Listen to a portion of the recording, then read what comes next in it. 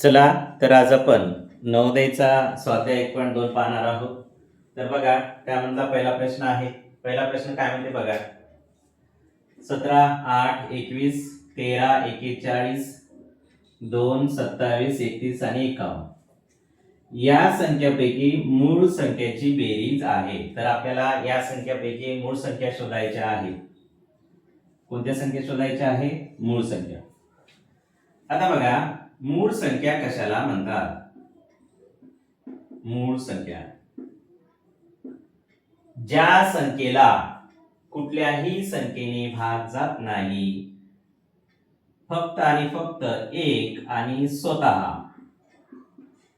त्या संख्येने तिला भागता येते, त्या मूळ संख्या असतात. तर बघा 1 ते 100 पर्यंत आपल्या एकूण मूळ संख्या 25 आहे. हे इथं आपल्याला लक्षात ठेवायचं आहे. आपल्याला बघा 1 ते 100 पर्यंत एकूण मूळ संख्या 25 आहे. मूळ संख्या कशाला म्हणतात? त्या संख्येला दुसऱ्या कोणत्याही संख्येने भाग जात नाही, फक्त एक आणि ती स्वतः या संख्येने भाग जाते. तर बघा वर काही संख्या दिल्या त्यामधल्या मूळ संख्या शोधायची आहे आपल्याला. बघा 17 ही मूळ संख्या आहे का? तर आहे. 17 ला 17 1 17 आणि 1 17 17 या संख्येखेरीज 2 ने 3 ने 4 ने 5 ने कशानेही भाग जात नाही, फक्त ती संख्या आणि त्या संख्येने भाग जातो, म्हणून ही एक मूळ संख्या आहे. 8 ही मूळ संख्या आहे का? तर 8 ला 2 चौक 8 4 2 8. बघा 8 चे अवयव किंवा 8 ला विभाजक असलेल्या संख्या कोणकोणत्या आहेत? 2 ने जाते, 4 ने जाते, 4 2 8 आणि स्वतः 8 ने जाते आणि 1 ने जाते. म्हणजेच 8 या संख्येचे विभाजक आहे 2 4 8 आणि 1. त्यामुळे ही संख्या मूळ संख्या नाही. मूळ संख्या असण्यासाठी त्या संख्येला त्या संख्येने भाग गेला पाहिजे आणि 1 ने भाग गेला पाहिजे. म्हणजे दुसऱ्या कुठल्याही संख्येने भाग गेला नाही पाहिजे. त्यामुळे 8 ही मूळ संख्या होणार नाही. 21 7 ला जाते, 3 ला जाते, 7 3 21. त्यामध्ये ती पण मूळ संख्या होऊ शकणार नाही. आता त्यानंतर 13 ला कुठल्याही संख्येने भाग जात नाही, फक्त 13च्या पाड्यात येते. 13 13 आणि 1 13 13.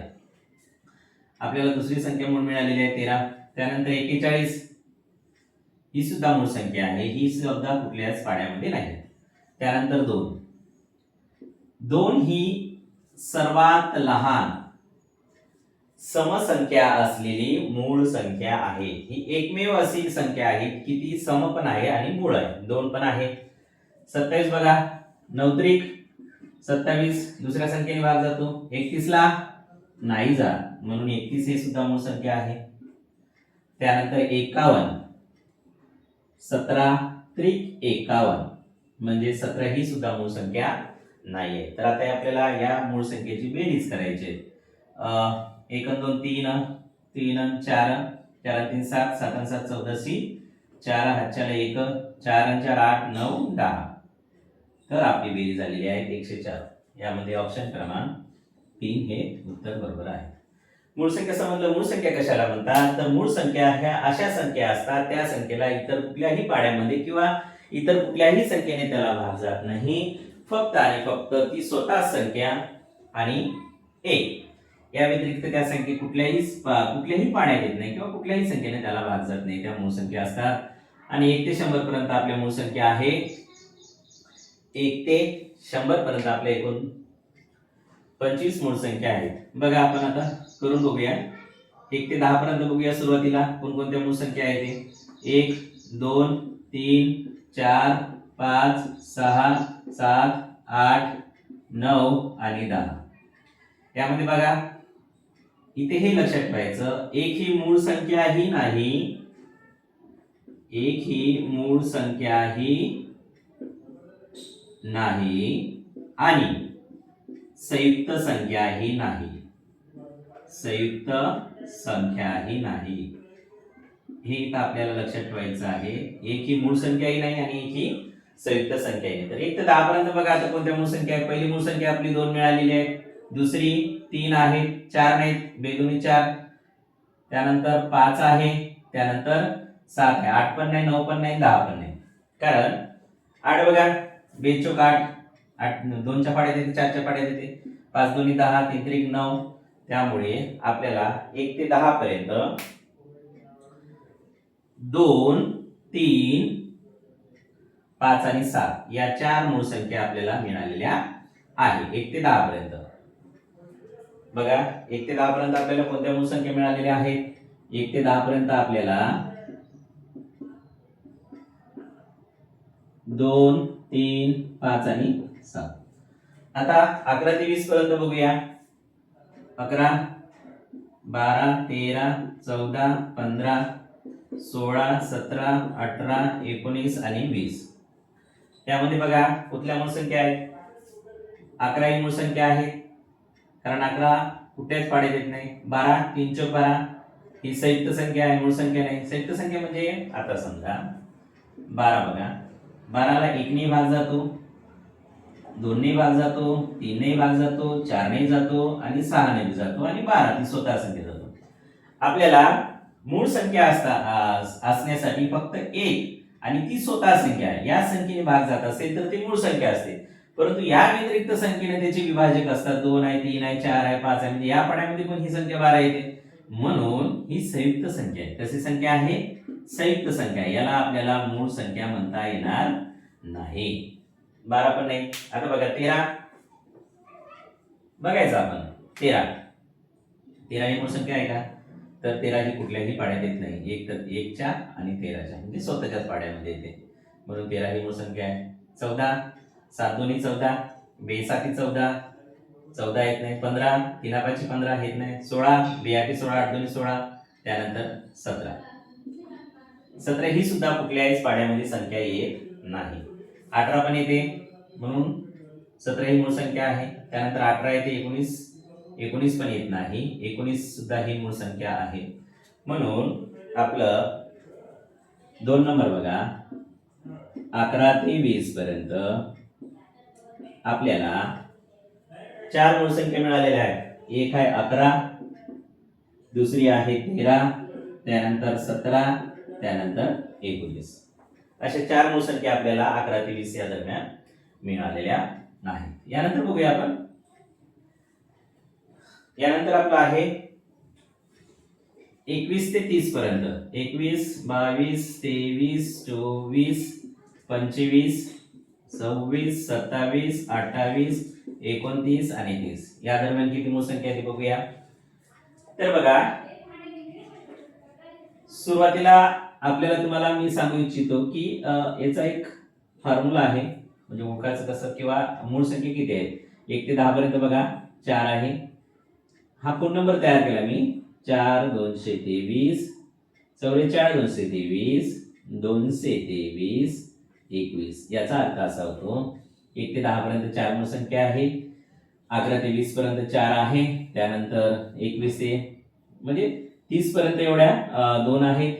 त्यानंतर 40 पर्यंत 2 आहेत. म्हणजे अशा प्रकारे 40, 50, 60, 70, 80, 90 आणि 100 इथे हे लक्षात घेता. आणि 1 ते 10 पर्यंत 4, 11 ते 20 पर्यंत 4, त्यानंतर 21 ते 30 पर्यंत 4. अशा प्रकारे आपल्याला हे लक्षात ठेवायचं आहे. आता आपण इथं बघूया.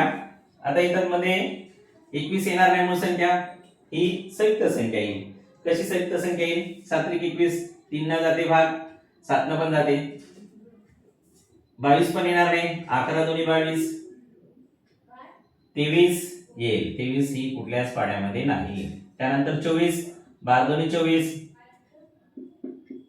5 5 25 हे पण येणार नाही. 26, 13 दोन्ही 26, 9 त्रिक 27, 14 दोन्ही 28, त्यानंतर आपली येईल 29, 15 दोन्ही 30 हे पण येणार नाही.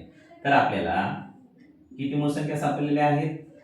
21 ते 30 पर्यंत आपल्याला एकूण 2च मूळ संख्या सापडलेल्या आहेत. तिसरं बघा, 21 ते 30 पर्यंत आपल्याला 2 मोठ्या संख्या सापडलेल्या आहेत. एक आहे 23 आणि दुसरा आहे आपला 29.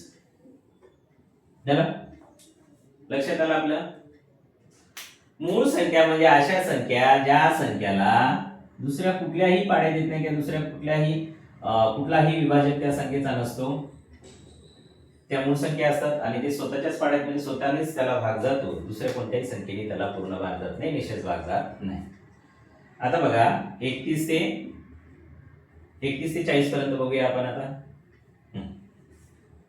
31, 32, 33, 34, 35, 36, 37, 38, 39 आणि 40. यामध्ये बघूया तर 31 ही मूळ संख्या आहे. 31 कुठल्याही पाड्यामध्ये येत नाही. 31 ला भाग द्यायचा झाल्यास 1 आणि फक्त 30 संख्या स्वतः यांनीच भाग जातो, दुसऱ्या कुठल्याही संख्येने भाग जात नाही. 32 ला 16 दोन्ही 32, 33, 11 त्रिक 33, 34, 17 दोन्ही 34, 7 5 35, पण ही मूळ संख्या नाही. 37, 37 पण आपल्याला कुठल्याच पाड्यात मिळणार नाही. याला 1 आणि 30 संख्या स्वतः यांनीच भाग जातो. 38 ला पण जाते, 39 ला पण जाते, 33 49 आणि 40 ला पण भाग जाते, 36 ला पण जाते, 6 6 36 वगैरे होते. मग आपल्याला बघा, आपल्याला हा नंबर लक्षात राहू द्या. हा नंबर मी इथे लिहून देतोय. 44 223 223 आणि 21. याचा अर्थ आपल्या 44 223 223 21 ह्या एकूण 25 1 ते 100 पर्यंत 25 मूळ संख्या आहेत आणि 1 ते 10 पर्यंत 4 आहे, 11 ते 20 पर्यंत, 21 ते 30 पर्यंत, 31 ते 40 पर्यंत, 41 ते 50 पर्यंत, 51 ते 60 पर्यंत, 61 ते 70 पर्यंत, 71 ते 80 पर्यंत आणि 81 ते 90 पर्यंत आणि 90 ते 100 पर्यंत. अशा प्रकारे आता आपल्याला इथे मिळालेल्या कोणत्या संख्या मिळालेल्या आहेत? 31 ते 40 पर्यंत आपल्याला दोनच संख्या मिळालेल्या आहेत. एक आहे 31 आणि दुसरा आहे 37. 31 आणि 37 ह्या आपल्या मूळ संख्या आहेत. व्हिडिओ पाहता पाहताच आपण लिहून पण घ्यायचा आहे, जेणेकरून आपल्याला समजेल. त्यानंतर व्हिडिओ पॉज करून आपण लिहून घेऊ शकता. आता बघा, यानंतर आपला आहे 41 ते 50 पर्यंत. 41 42 43 44 45 46 47 48 49 आणि 50. आता बघा 41 यामध्ये आपल्याला 3 संख्या सापडायला पाहिजे 50 पर्यंत. आपल्या नंबरनुसार बघा 10 20 30 40 50. तर 41 ही संख्या मूळ संख्या आहे. 42 दोनच्या पाड्यात येते नाही. 43 ही मूळ संख्या आहे, कुठल्या पाड्यात नाही. 44 येते, 45 पण पाड्यामध्ये येते, 9 5 45 याला 2 भाग जातो. त्यानंतर 47 ही मूळ संख्या आहे. 48 नाही, 49 नाही, 50 नाही, म्हणजे 48 ला 2 भाग जातो. शेवटी 8 असल्यामुळे याला पण 7 7 49, 10 5 10 50. त्यामुळे आपल्याला पाचव्या क्रमांकाचे बघा 41 ते 50 या दरम्यान आपल्याला 3 मूळ संख्या मिळालेल्या आहेत. 41 43 आणि 47. 41 43 आणि 47 ह्या संख्या मिळालेल्या आहेत. आता बघा, यानंतर बघा 51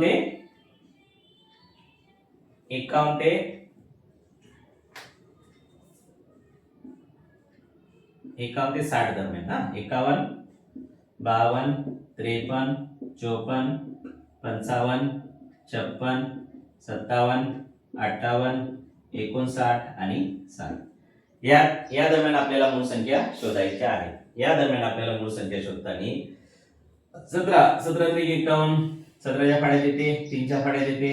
त्यानंतर बघा 52 पण 2 शेवटी असल्यामुळे 2 न भाग जातो.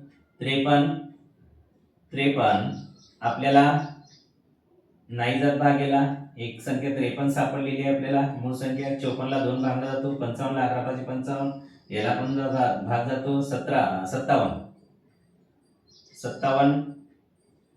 7 5 12 3 न भाग जातो याला. त्यानंतर याला पण भाग जातो. 59 याला भाग जात नाही आणि 60 ला पण भाग जातो. आता बघा 57 बघा 57 ला 7 5 किती ते 12 म्हणजे 3 ची कसोटी आपल्याला लागते इथं. म्हणजे ज्या संख्येला 3 ने भाग जातो. करून बघूया.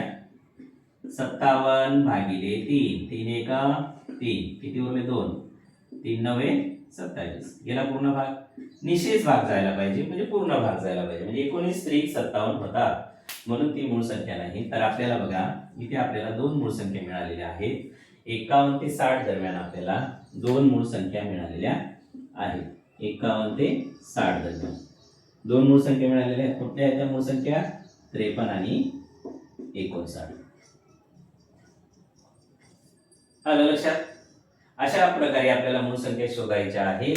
त्याच्यानंतर 61 ते 70 आणि हे खालील 4 मूळ संख्या तुम्ही शोधा आणि लिहायचे. आपण यानंतर आपण आता समोर चालूया.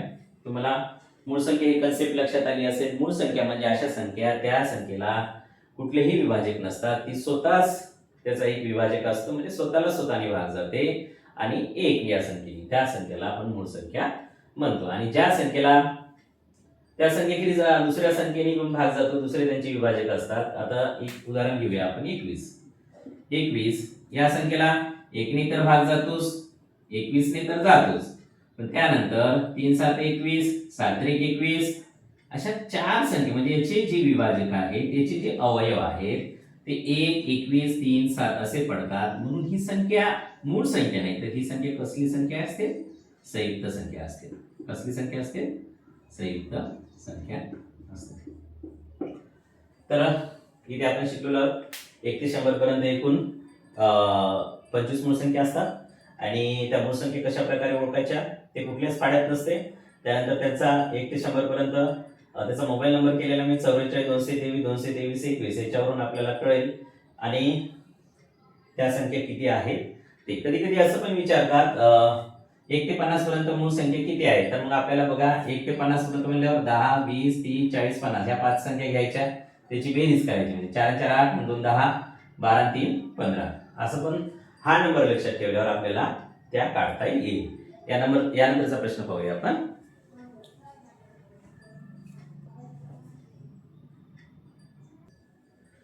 स्वाध्याय 1.2 मधलं दुसरं उदाहरण बघा. काही विधाने दिलेली आहेत. इथे काही विधान दिलेले आहेत बघा. पुढीलपैकी कोणते विधान बरोबर आहे? तर आपल्याला यामध्ये बघा पहिलं विधान आहे 0 ही विषम संख्या आहे आणि 0 ही समसंख्या आहे. दुसरे विधान आहे. तिसरे विधान आहे 0 ही मूळ संख्या आहे आणि चौथं विधान दिलेलं आहे आपल्याला 0 ही विषम संख्याही नाही आणि समसंख्याही नाही. तर आता इथे लक्ष द्या, 0 ही विषम संख्या आहे का? विषम संख्या कशाला म्हणतात? आपण बघितलं ज्या संख्येच्या एकक स्थानी 1 3 5 7 आणि 9 हे अंक असतात. कोणत्या स्थानी? संख्येच्या एकक स्थानी. कुठलीही एखादी संख्या असेल आणि त्याच्या एकक स्थानी, संख्येच्या एकक स्थानी कुठले अंक असतात? 1 3 5 7 आणि 9. आता समजा ही एक संख्या आहे 3751, याच्या एकक स्थानी किती आहे? तर 1 आहे. मग ह्या संख्या जर असेल एकक स्थानी संख्येच्या तर ती विषम संख्या होते. मग 0 ही विषम संख्या आहे हे विधान चुकीचं आहे. आता बघा त्यानंतर काय म्हणते? 0 ही समसंख्या आहे. समसंख्या पण कसं? संख्येच्या एकक स्थानी कोणते अंक पाहिजेत? 0 2 4 6 आणि 8 हे अंक असले पाहिजे. पण कधी? संख्येच्या एकक स्थानी. जर आता एक संख्या आहे 7530, इथं एकक स्थानी 0 आहे, पण नुसताच 0 किंवा 0 हे समसंख्या नसते. 0 ही समसंख्या आहे. तर नुसताच जर 0 असेल तर ती समसंख्या नाही आहे. जर 0 संख्येच्या एकक स्थानी येत असेल तर ती संख्या समसंख्या होईल. परंतु आपल्याला इथं काय म्हणते? 0 ही समसंख्या आहे म्हणते. तर 0 ही समसंख्या नाही आहे हे विधान सुद्धा चूक आहे. त्यानंतर बघा 0 ही मूळ संख्या आहे. मूळ संख्या 0 ही मूळ संख्या सुद्धा नाही. मूळ संख्याची सुरुवात आपली 2 पासून होते. 2 3 5 7 11 13 17 19 अशा प्रकारे. म्हणजे ज्या संख्या चे विभाजक नसतात ती स्वतःच त्या म्हणजे स्वतःलाच भाग जाते आणि 1 ने भाग जाते, त्या मूळ संख्या असतात. तर 0 ही मूळ संख्या आहे हे विधान सुद्धा चुकीचं आहे. तर डी नंबरचं विधान आपलं बरोबर आहे. तर डी नंबरचं विधान दिलेलं आहे बघा. 0 ही विषम संख्याही नाही आणि 0 ही समसंख्याही नाही हे विधान आपलं बरोबर आहे. चला तर यानंतरचा आपण प्रश्न पाहणार आहोत तिसरा. तर चला स्वाध्याय 1.2 मधला तिसरा प्रश्न आहे, तो वाचून घेऊया आपण. त्यांची दर्शनी किंमत आणि 36,890 या संख्येतील त्यांची स्थानिक किंमत यामधील फरक काढायचा आहे आपल्याला. आता इथे लक्षात द्या, आपल्याला त्यांची कोणती किंमत, दर्शनी किंमत, आणि या संख्येतील 36,890 या संख्येतील त्यांची कोणती किंमत काढायची आपल्याला, स्थानिक किंमत, आणि यामधील आपल्याला फरक काढायचा. फरक म्हणजे काय, वजाबाकी करणे. फरक म्हणजे काय करणे, वजाबाकी करणे. फरक काढताना आपल्याला वजाबाकी करायची आहे. आता बघा, एक आपण स्थानिक किंमत आणि दर्शनी किंमत कशाला म्हणतात थोडक्यात सांगून देतो तुम्हाला. दर्शनी किंमत कशाला म्हणतात, इथं लक्षात ठेवण्यासाठी, दर्शनी म्हणजेच दिसणारी, आपल्या डोळ्याने जी संख्या दिसते आपल्या, मग ती कुठेही असो. आता बघा 36,890 या संख्येमध्ये दिसणारी, मी या संख्येला बघितलं तर मला काय दिसलं, 6. तर मग 6ची दर्शनी किंमत काय राहील, 6च राहील. मी या संख्येला बघितलं, हे आहे 8, मला डोळ्याने 8च दिसते, मग 8ची दर्शनी किंमत काय राहील, 8च राहील. ही संख्या आहे 9, 9ची दर्शनी किंमत काय राहील, 9. म्हणजे आपल्या डोळ्याने जी संख्या दिसते तीच त्याची किंमत म्हणजे दर्शनी किंमत होय. समजलं? म्हणजे आपल्या डोळ्याने काही दिसो, आपल्या डोळ्याने समजा 7 दिसले तर 7ची दर्शनी किंमत कुठेही असो, ते दशक स्थानी असो, एकक स्थानी असो, हजार स्थानी असो, जी आपल्या डोळ्याने संख्या दिसते ती संख्या, त्याला त्या संख्येची दर्शनी किंमत असे म्हणतात. दर्शनी किंमत समजलं असेल तुम्हाला, म्हणजेच आपल्या डोळ्याने दिसणारी संख्या, आपल्याला जी संख्या दिसेल तीच त्याची दर्शनी किंमत असते.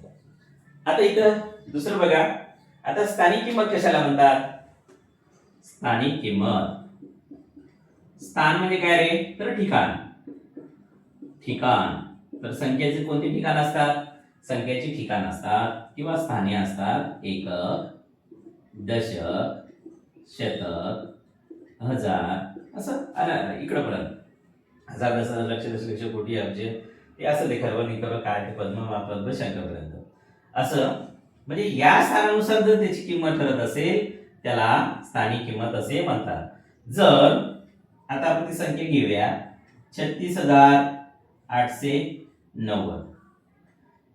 0चं एककचं स्थान आहे, 9चं दशकचं स्थान आहे, 8चं शतकचं स्थान आहे, 6चं हजाराचं स्थान आहे आणि 3चं दशहजाराचं स्थान आहे. 10,000 असे स्थान आहे. तर मी म्हणलं या 8ची स्थानिक किंमत किती आहे, हे कुठल्या स्थानी आहे, तर शतकाच्या स्थानी आहे, म्हणून याची स्थानिक किंमत होईल 800. 8 शतकाच्या स्थानी आहे म्हणून 800. जर हजाराच्या स्थानी, आता या 6ची स्थानिक किंमत काय राहील, तर 6ची स्थानिक किंमत ही हजाराच्या स्थानी आहे, म्हणजे 6,000 हे त्याची स्थानिक किंमत होईल.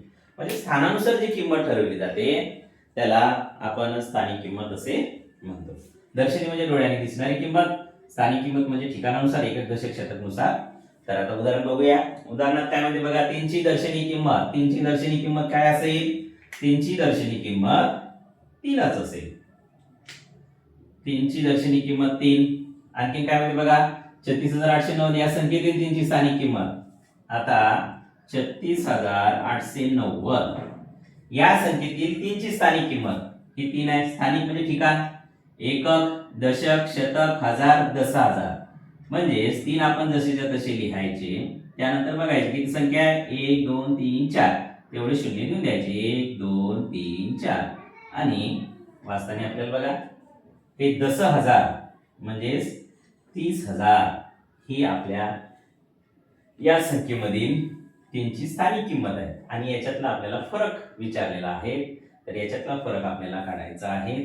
तर फरक काढताना 3,000 मधून आपल्याला 3 वजा करायचा आहे. बघूया करून. वजाबाकी बघा, 30,000 वजा 3.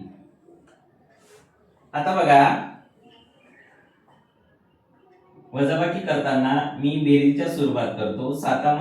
3मध्ये 7 मिळवले 10 झाले. 10शी 0 दिला, हातच्याला 1 आला, एक मध्ये 9 मिळवले 10 झाले, 10शी 0 झाला, हातच्या 1 आला, परत 9 मध्ये 1 मिळवले 10 झाले, 10शी 0 हातच्याला 1 आला, परत 9 मिळवले 10 झाले, हातच्याला 1 आला आणि 2. तर आपलं उत्तर आलं 29,997 अशा प्रकारे. किंवा तुम्ही ज्या प्रकारे वजाबाकी करता हे मी या साईडने बेरीज केली अशा प्रकारे पण करता येते, आणि आपण नेहमी ज्याप्रमाणे वजाबाकी करतो तशी सुद्धा वजाबाकी आपण करूया. आता बघा, एकक स्थानी 0 आहे, दशक स्थानी 0 आहे, शतक स्थानी 0 आहे, हजार स्थानी 0 आहे, नाही दशहजार स्थानी 3 आहे. मग या 0 मधून 3 जात नाही, मग हा दशकाला म्हणतोय मला काहीतरी उष्णा दे, दशक म्हणतो माझ्याकडे नाही, मी शतकाला म्हणतो, शतक म्हणतो हजाराला मागतो, आणि हजार म्हणतो माझ्याकडे पण नाही, मी दशहजाराला मागतो. मग हा बघा दशहजारापैकी एक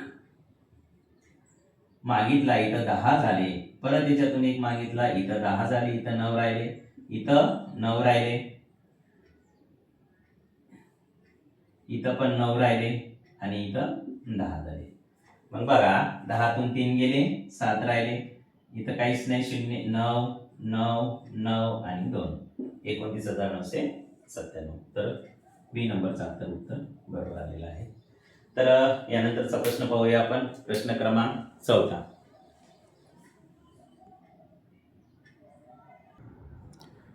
तर त्यानंतर बघा 4था प्रश्न, 33 आणि 97 यांच्या बाबतीत पुढीलपैकी काय खरे आहे? पहिलं विधान दिलेले आहे, आपलं विधान दिलेले आहे, दोन्ही मूळ संख्या आहेत, दोन्ही मूळ संख्या आहेत.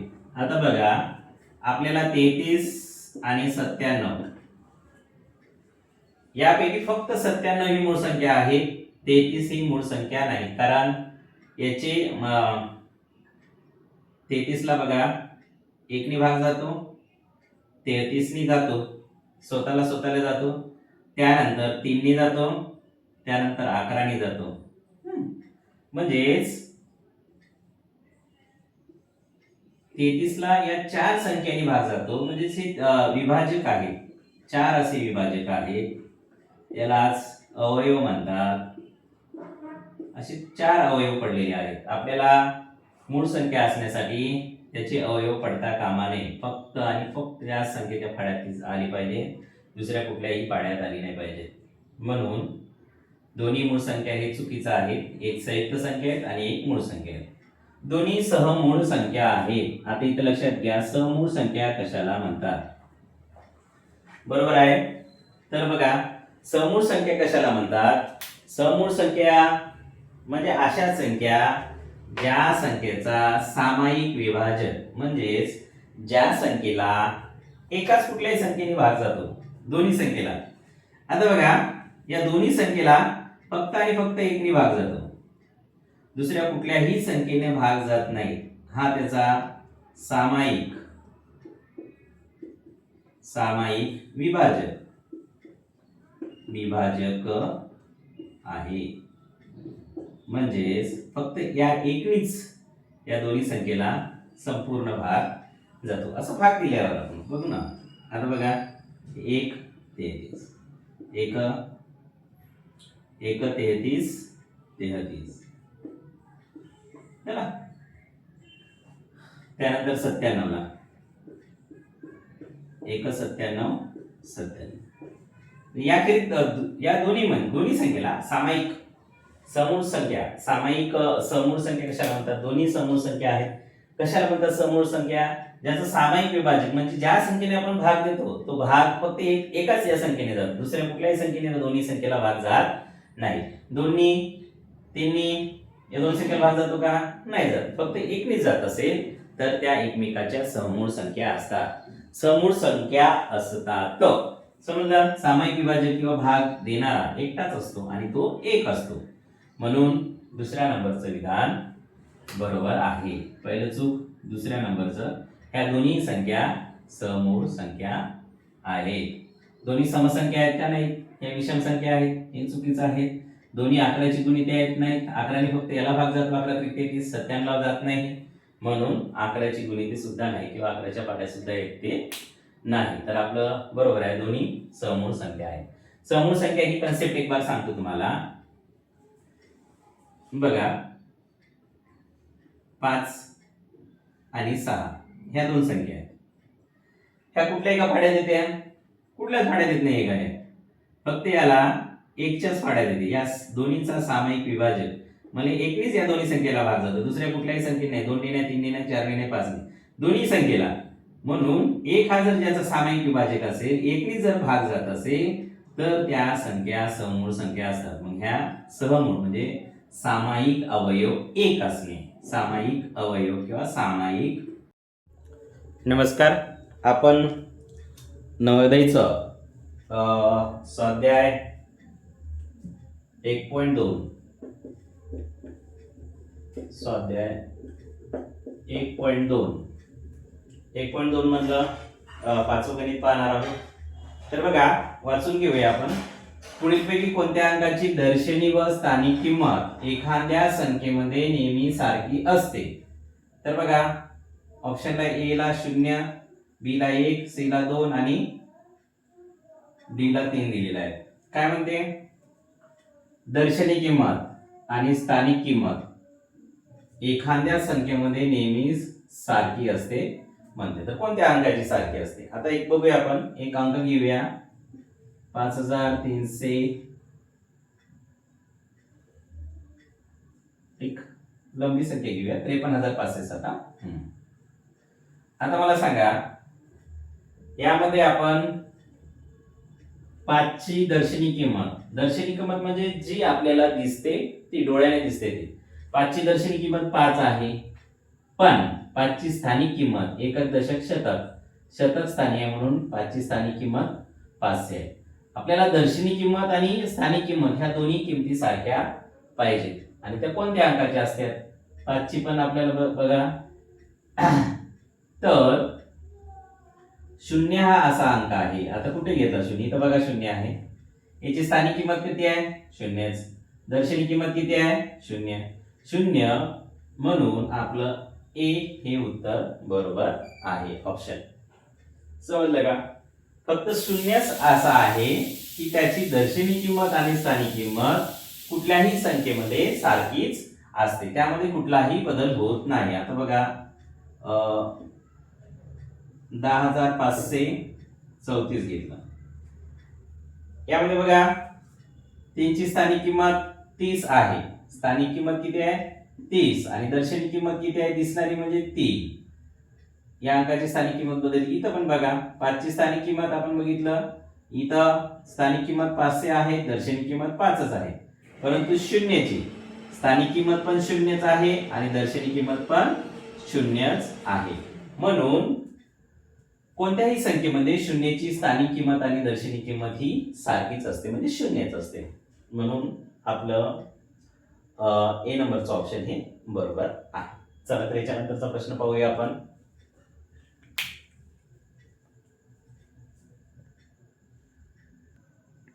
बघा यानंतरचा आपला प्रश्न आहे 6वा. यामध्ये बघा आपल्याला दिलेला आहे 4, 5, 0 आणि 3 हे 4 अंक दिलेले आहेत आणि या अंकापासून बनणारी सर्वात लहान 5 अंकी संख्या आपल्याला कोणती ते विचारलेलं आहे. आता बघा 4 अंक दिलेले आहेत आणि 5 अंकी संख्या आपल्याला सर्वात लहान तयार करायची आहे. तर बघूया कशा प्रकारे तयार करायचं ते.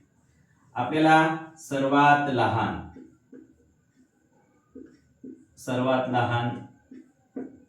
संख्या तयार करायची आहे. अंक दिलेले आहेत आपल्या जवळ 5, 0, 4 आणि 3 हे 4 अंक दिलेले आहेत आणि 5 आपल्याला सर्वात लहान अंकी संख्या तयार करायची आहे. ते कशा प्रकारे करूया बघा. या सर्वात म्हणजेच 5, 0, 4 आणि 3 यामधला सर्वात लहान अंक कोणता आहे? तर 0 आहे. परंतु 0 हे सुरुवातीला घेता येत नाही. 0 जर सुरुवातीला घेतला तर त्याचं काही महत्त्व राहत नाही, म्हणून आपण 0 हा दुसऱ्या स्थानी नेहमी घेत असतो. मग आता बघा 5, 4 आणि 3 याच्यामध्ये सर्वात लहान संख्या कोणती आहे? 3 आहे, घेतलं.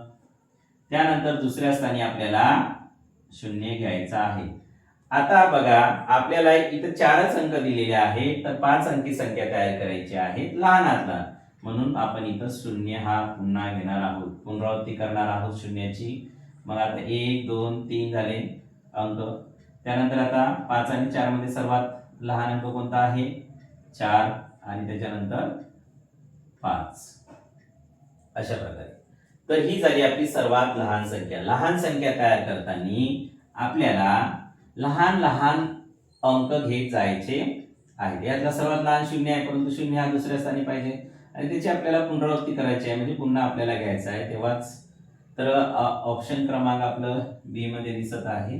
तर याचं ऑप्शन क्रमांक बी हे उत्तर आहे. अलग लक्षात तुमच्या?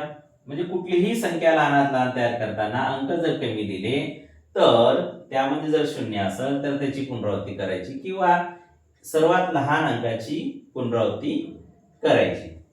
आता समजा इथे 0 नसता आणि 5, 1, 4 आणि 3 हे अंक दिले असते आणि याच्यापासून म्हटलं असतं की आपल्याला 5 अंकी लहानात लहान संख्या तयार करा. तर सर्वात लहान काय आहे याच्यातलं?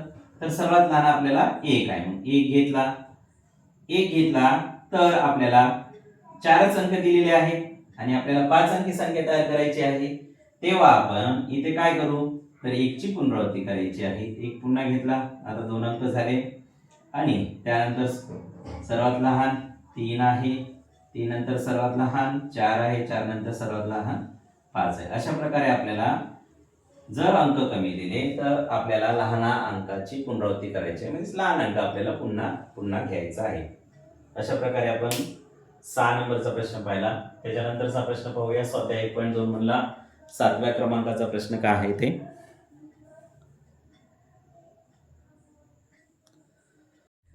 चला आपण स्वाध्याय 1.2 मधला शेवटचा प्रश्न 7वा प्रश्न पाहणार आहोत आणि कशा प्रकारे आहे ते बघूया आपण. चला काय म्हणते बघा. n या कोणत्याही नैसर्गिक संख्येच्या बाबतीत पुढीलपैकी कोणते विधान सत्य आहे? n ही कोणती संख्या आहे? नैसर्गिक संख्या आहे. तर नैसर्गिक संख्या कशाला म्हणतात? तर नैसर्गिक संख्या ज्या संख्या आपण मोजण्यासाठी वापरतो, म्हणजे 1 पासून सुरुवात करतो, 1 2 3 4 डॅश डॅश डॅश अनंतापर्यंत, म्हणजेच ह्या नैसर्गिक संख्या आहेत. याला इंग्लिश मध्ये काउंटिंग नंबर म्हणतात आणि मराठीमध्ये मोज संख्या सुद्धा म्हणतात. मोज संख्या सुद्धा म्हणतात. तर n ही नैसर्गिक संख्या आहे, म्हणजेच 1 2 3 4 5 यापैकी कुठली एक नैसर्गिक संख्या आहे. तर खाली काही विधाने दिलेली आहेत, त्यापैकी कोणतं विधान आपल्याला बरोबर आहे ते पाहायचं आहे. तर बघा, पहिले विधान दिलेलं आहे, यामध्ये n चा वर्ग ग्रेटर दॅन n चा घन म्हणजे क्यूब. आता बघा, n ही नैसर्गिक संख्या आहे, 1 चा वर्ग घेऊया ग्रेटर दॅन 2 चा वर्ग घेऊया, 2 चा घन घेऊया. आता बघा, 1 2 चा घन 8. 8 पेक्षा 1 मोठा आहे का? नाही, म्हणून हे विधान चुकीचं आहे. हे विधान चुकीचं आहे.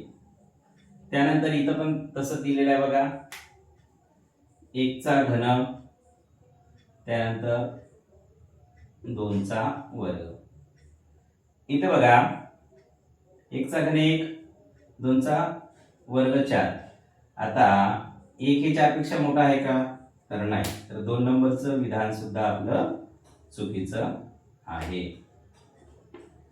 त्यानंतर 3 नंबरचं सुद्धा बघा, 3 नंबरचं आपण घेऊया, 1 चा वर्ग वजा 2 चा घन ग्रेटर दॅन 0. आपण किमती टाकलेल्या आहेत. 1 चा वर्ग 1 वजा 2 चा घन 8 आणि 0. आता बघा, एकातून 8 जाते, नाही जात, म्हणून कोणतं? -7. इथं 0. आता -7 आलेला आहे. इथं ही नैसर्गिक संख्या आहे का? नाही. नैसर्गिक संख्या आपली सुरुवात होते 1 पासून. तर म्हणून हे सुद्धा विधान चुकीचं आहे आणि 0 पेक्षा हे मोठं दाखवलंय, तर 0 पेक्षा ही संख्या लहान आहे, म्हणून हे सुद्धा विधान चुकीचं आहे. आता बघा, शेवटचा आयडी नंबरचं n ग्रेटर दॅन 0. n ची किंमत कोणती घेऊया? नैसर्गिक संख्या कुठली घेऊया? 1 घेऊया ग्रेटर दॅन 0. बघा, 0 पेक्षा 1 केव्हाही मोठा आहे, म्हणून नैसर्गिक संख्या हा शून्यापेक्षा मोठ्या असतात, म्हणून डी नंबरचं विधान आपलं हे बरोबर आहे. अतिशय सोपं होतं. अशा प्रकारे आपण स्वाध्याय 1.2 इथे संपवलेले आहेत. याचा जास्तीत जास्त सराव करा आणि तुम्हाला जर काही उदाहरणं समजले नसतील तर माझ्याशी तुम्ही संपर्क सुद्धा साधू शकता. माझा मोबाईल नंबर आहे 78 87 71 61 45 आणि काही अडचण असेल तर ते सुद्धा तुम्ही विचारू